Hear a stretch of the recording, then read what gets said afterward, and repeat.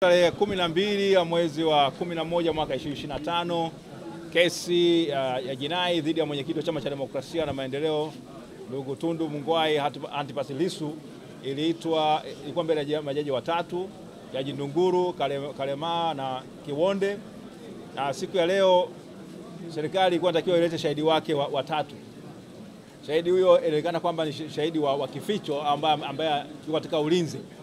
Mara tu baada ya huyo serikali kusema kwamba au jamhuri kusema inataka kumfikia shahidi atoe ushahidi wake katika kizimba, mwenyekiti wa chama chetu Tundu Antipas Lissu aliwasilisha pingamizi akipinga kwamba huyo shahidi na mashahidi wote wale ambao wanadaiwa kwamba wamepata kinga ya mahakama wasiweze kuonekana, kwamba hana sifa hiyo, hajawahi kupata kinga hiyo ya mahakama, kwa sababu ile amri ya Jaji Mtembwa haikutoa zuio kwamba au haikutoa kinga kwamba huyo mtu afichwe katika kizimba maalum.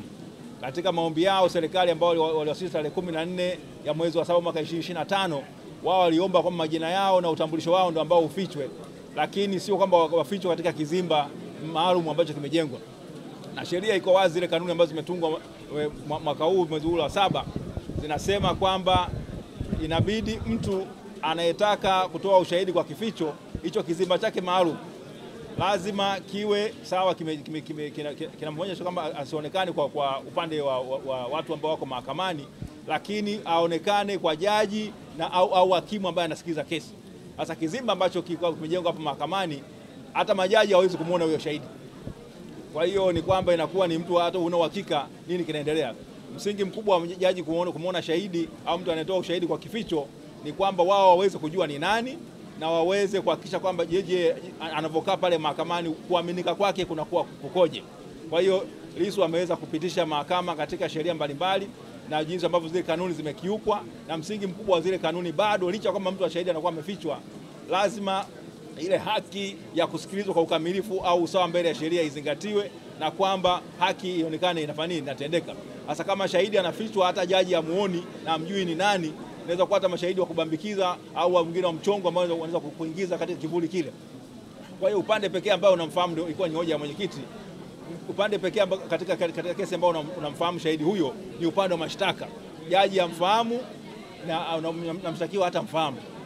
Kwa hiyo ikawa ni hizo hoja, na amepitisha mahakama katika hoja mbalimbali za kuonyesha jinsi gani kwamba Katiba ya Jamhuri ya Muungano wa Tanzania ilikuwa imesiginwa, ibara ya 13 ibara ndogo ya 6A na ibara ya 107 A kubwa ibara ndogo ya pili, ambayo zote zinakazania kwamba msingi wa kusikilizwa kwa ukamilifu.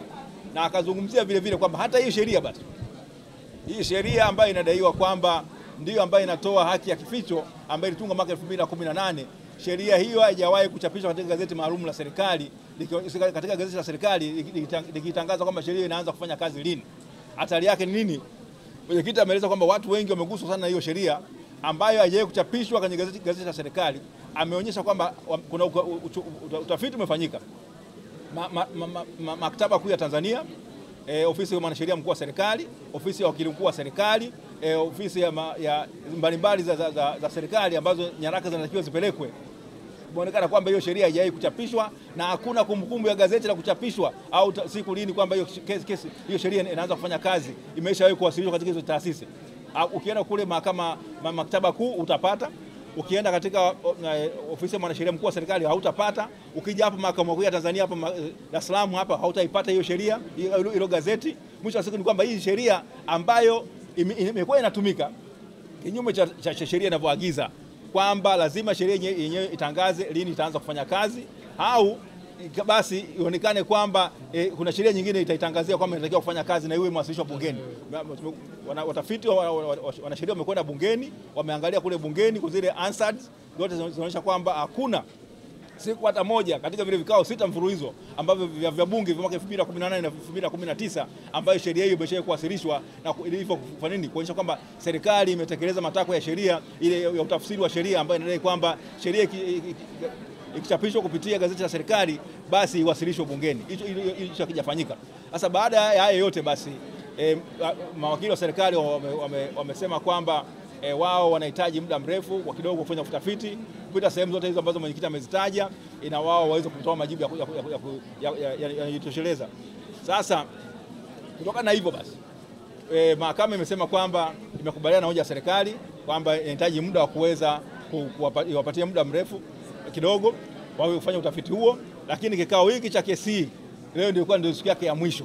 Kwa hiyo sasa inabidi tena ipangwe kikao kingine cha kuweza kusikia kesi hii ambacho ilikuwa ni rai ya mwenyekiti wa Chama cha Demokrasia na Maendeleo kwamba isiwe muda mrefu sana, kwa sababu mpaka leo ni siku yake 223 akiwa kule gerezani, na kama anavyosema yuko katika sehemu zile ambazo watu wamefanya nini, wamehukumiwa hukumu za kifo, kunyongwa.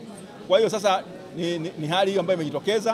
Kwa hiyo kesi hii imeahirishwa kwa muda kwanza serikali wafanye utafiti wao, lakini kubwa zaidi msajili wa Mahakama Kuu apange tarehe nyingine ya kesi itakapoendelea. Lakini tahadhari ambayo napenda kuifahamisha watu ni kwamba mwaka wa mahakama unafikia mwisho tarehe 15 mwezi wa 12 mwezi ujao, maana yake hiyo.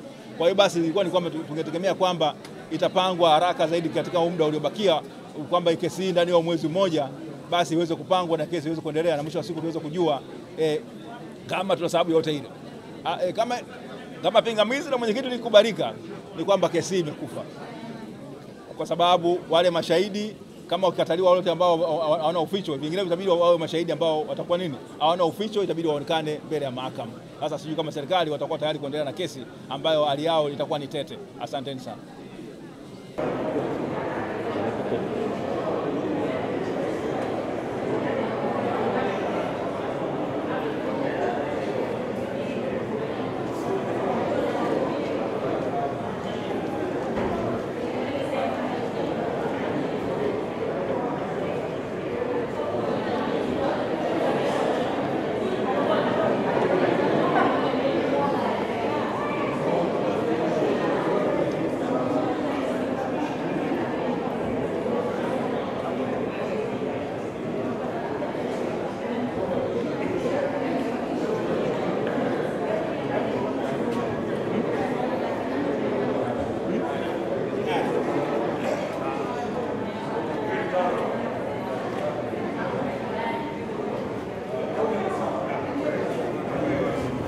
Make sure you